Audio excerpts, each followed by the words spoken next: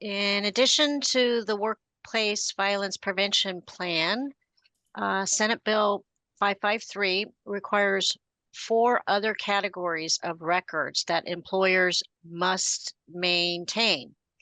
Workplace violence hazard identification, evaluation, and correction records must be created and maintained for 5 years.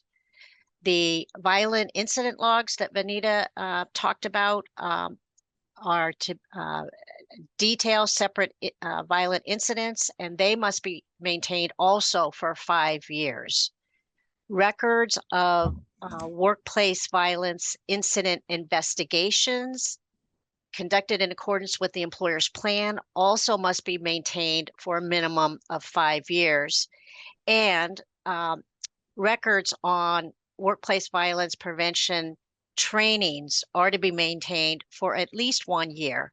And those training records need to be detailed, including the dates of the training, the contents or a summary of the sessions, the names and qualifications of the persons conducting the training, and the names and job titles of everyone attending a session. So are there other records that employers must maintain? The plan itself it must be in writing. And it must also be accessible to employees, authorized employee representatives, and to Cal OSHA at any and all times. Be mindful of that.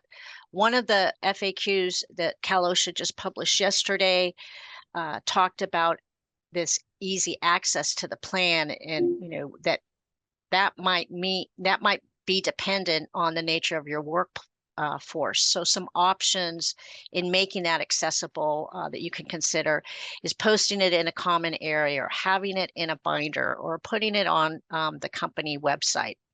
Also yesterday, the FAQs, and I highly recommend that everybody take a look at those FAQs.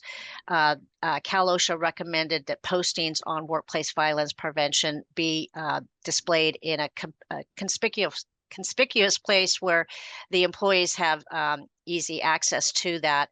In the common areas, the typical place where you would be posting most of your HR posters as required.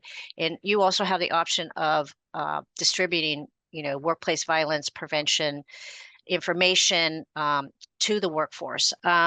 Employee requests, if you get an employee request for records involving workplace violence, you must respond within 15 calendar days.